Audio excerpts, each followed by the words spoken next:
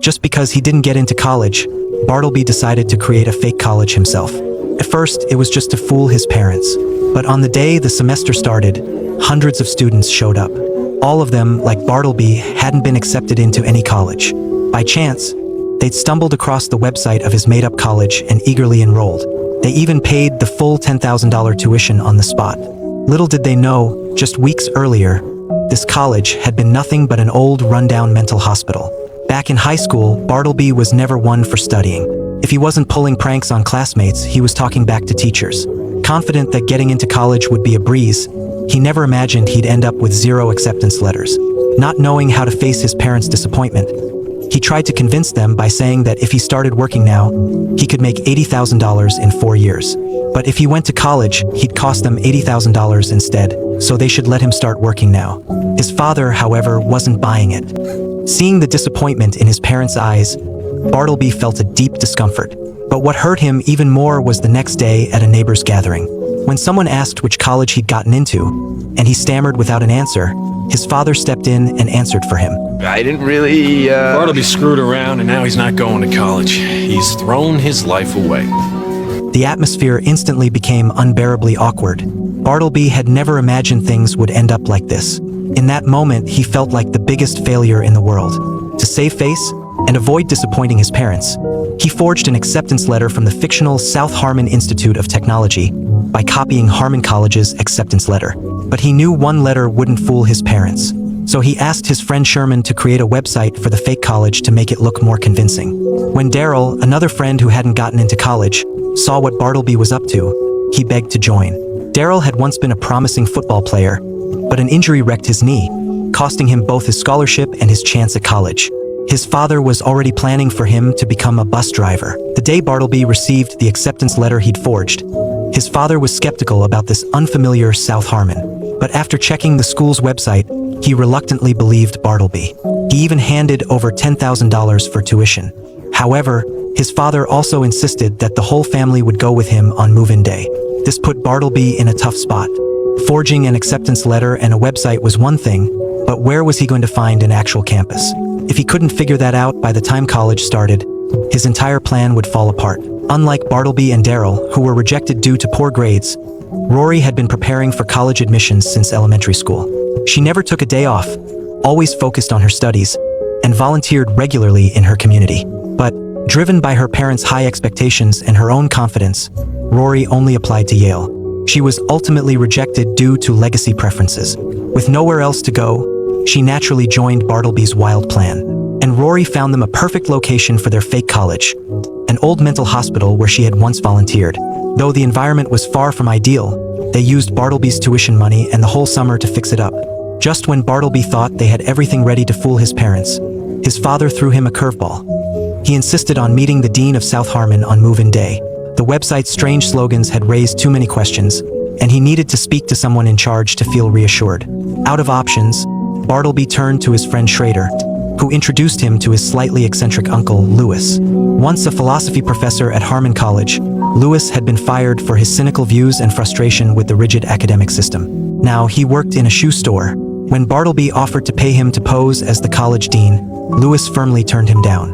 But soon after, Lewis was reported for his poor work attitude and was fired on the spot. On the first day of college, everything seemed perfect. With the help of the actors Bartleby had hired, the scene looked flawless. However, his sister soon noticed several problems. The dormitory windows were inexplicably barred with iron. The school had neither a playground nor a library, and it looked nothing like a real college. Fortunately, his father actually found everything to be perfectly reasonable. It's a good learning environment. Not a lot of extras. You'll study harder. The most difficult part, however, came when Bartleby had to take his family to meet the dean. Thankfully, after putting on a suit, Lewis looked the part. Sitting behind the desk, he spoke confidently, looking every bit like a college dean. But it didn't take long for Lewis to slip up. He started loudly criticizing the flaws in the education system, and the atmosphere quickly became tense. Bartleby hurriedly whispered a reminder to him, and only then did Lewis snap back to reality. He knew exactly what kind of response would satisfy the parents. With their parents finally leaving, their plan seemed to be a success. Now, while others were busy studying or working, they could do whatever they wanted, no more rules or nagging. However, things were far from as simple as Bartleby had imagined. Suddenly, there was a rapid knock at the door. A man who looked like the Penguin stood outside, visibly excited, claiming he had come to report to the college. Bartleby thought the man must have gotten the wrong address and was supposed to be at Harmon College, not the fake South Harmon. But the man insisted he was in the right place, saying this was the only college that had accepted him. Did you just say you got accepted here? Well, yeah, we all did. What? Bartleby never expected that this fake college, initially meant just to fool his parents, would end up attracting hundreds of students. These students flocked to enroll without hesitation. Unsure where things had gone wrong, and seeing the situation spiraling out of control, Bartleby rushed to Harmon College to find Schrader. It turned out that when Schrader was setting up the college website to fool Bartleby's father, he'd gone overboard, making it so convincing that he even added a working admissions button. Now, with hundreds of students each paying $10,000 in tuition, the total amount was enough to get Bartleby locked up for the rest of his life. The only way out seemed to be telling the truth. But as Bartleby took the stage to confess, one student in the crowd kept raising his hand. With no other choice, Bartleby let him speak first. When I got accepted here, it was the first time my parents ever said they were proud of me. It turned out these students, just like Bartleby, had all been rejected by other colleges, and South Harmon was their last hope. No one understood the feeling of being turned down better than Bartleby. I know what it's like to be rejected. It sucks. Rejection blows, being said no to. You know what? I'm sorry, you're just not quite good enough. You didn't have extracurriculars, you didn't play enough tennis, you didn't study hard enough for your scores, so you're not gonna make it. You know what? Screw that. What is he doing? I think he's winging it. Shouldn't we all have the chance to be said yes to? At South Harmon, we say yes to you. We say yes to your hopes. We say yes to your dreams. While it felt good to give a speech like that, things weren't as simple as Bartleby had imagined. The school had no teachers, no classes, and aside from endless parties, there was nothing else to do. With no other option, Bartleby decided to sneak into a class at Harmon College to see how a real college worked. Bartleby's dad always said that not getting into college would ruin his life. Society has rules.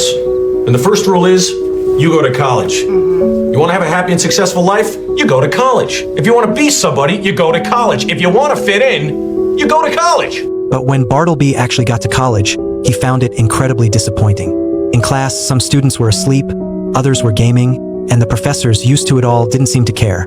They'd just keep droning on about textbook theories. Some even stopped showing up, opting to play recorded lectures instead. Everyone acted busy in collage, but it was hard to tell what they were actually doing. Feeling lost, Bartleby ran into his high school crush, Monica. She vented about how she was passionate about photography but had to give it up because it wouldn't count toward her degree, forcing her to take an ancient Roman history class she had no interest in. Her frustration sparked an idea for Bartleby. Bartleby wasn't actually a real college student. He was from South Harmon, a fake college he'd set up months before. Back then, Bartleby hadn't been accepted by any school, and to avoid disappointing his parents, he and his friends created South Harmon as a front. They even added a clickable admissions button on the website to make it look convincing enough to fool his parents. But on the first day of school, hundreds of students who'd been rejected elsewhere just like them showed up, hoping for a second chance. Not wanting to let these students down, Bartleby went to Harmon College to see how real schools operated. Though he was disappointed by what he found, Monica's words sparked an idea. Back at South Harmon, he started asking students what they genuinely wanted to learn. Some were interested in cooking, others in skateboarding, and others in sculpture or rock and roll. So Bartleby told everyone to write down the courses they wanted on a whiteboard. Then he used their tuition to buy equipment for those activities. What seemed like a reckless move ended up having surprising results. The students, who used to just party around campus, began organizing various activities and attending classes that genuinely interested them. This unconventional yet engaging approach to learning quickly gained traction, with more students embracing the idea. Now, instead of asking what classes were scheduled, they'd ask what they wanted to learn each day. Just when everything seemed to be going in the right direction, the dean of Harmon College began to hatch a plan. He believed a school's worth was measured by how many students it turned away each year. The problem was, lately, Harmon College had fewer and fewer students to reject, making it harder to keep up the prestigious image. The dean blamed it all on the fact that Harmon College didn't have a grand entrance like Yale and Harvard. To fix that, he sent Travis, the student body president, to buy up abandoned buildings around the campus to expand the school. By chance, Travis's first stop was South Harmon. Bartleby immediately recognized Travis and blocked him from entering. However, as Travis was leaving, a student accidentally let the name South Harmon slip. Travis quickly found the South Harmon website but felt something was off. With the dean's suggestion, he quickly realized that South Harmon College was likely a fake college.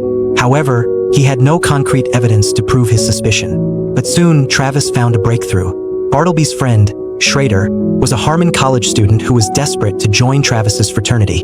He was willing to go through any humiliation for it.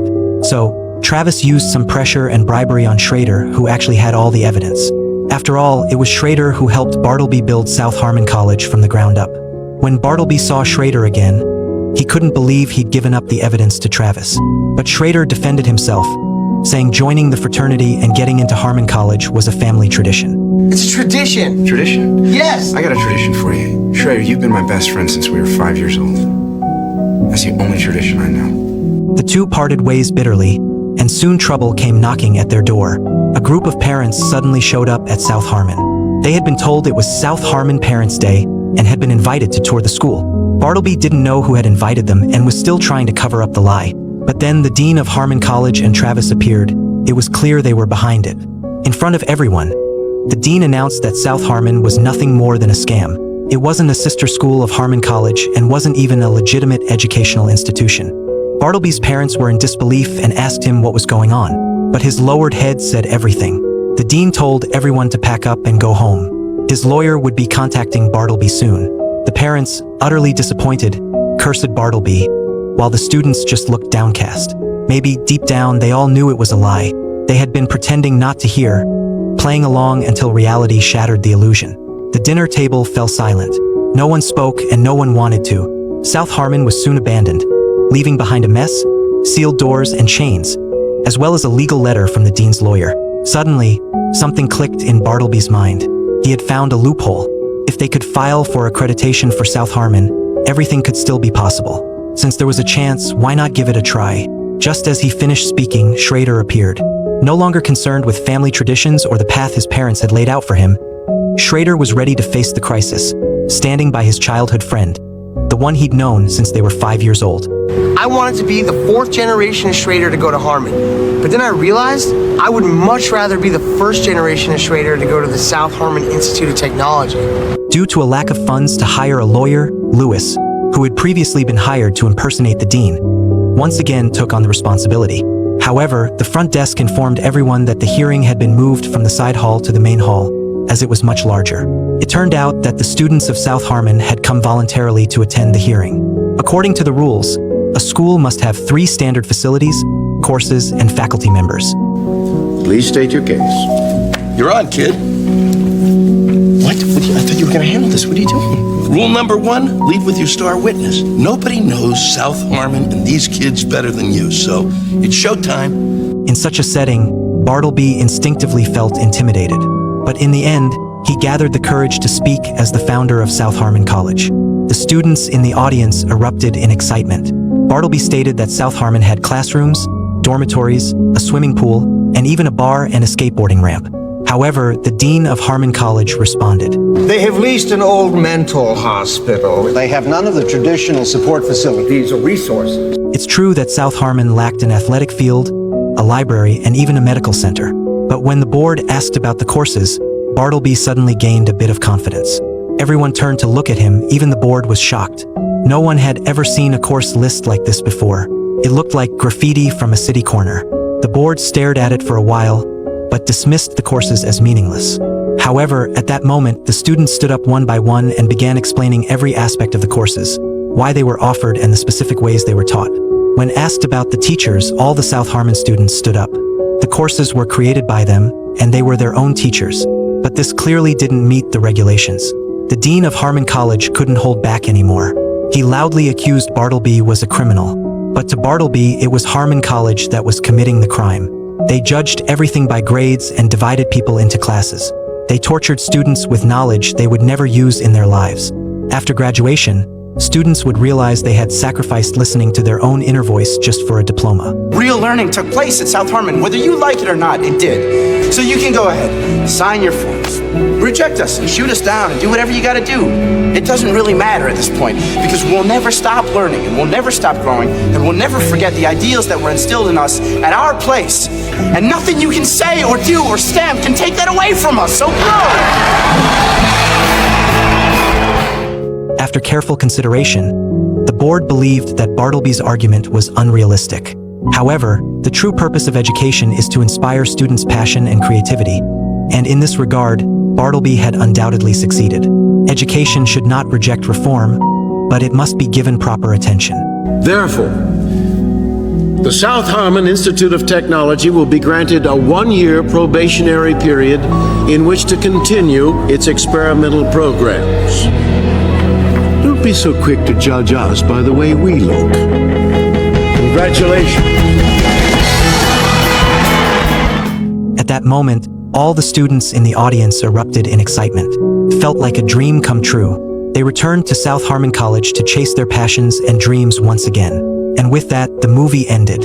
Accepted as a film that may seem unrealistic, but its comedic elements and exploration of the true essence of higher education somewhat soften these flaws, turning South Harmon College into a utopia within the movie world. Feel free to leave your thoughts on the movie in the comments section. See you in the next movie.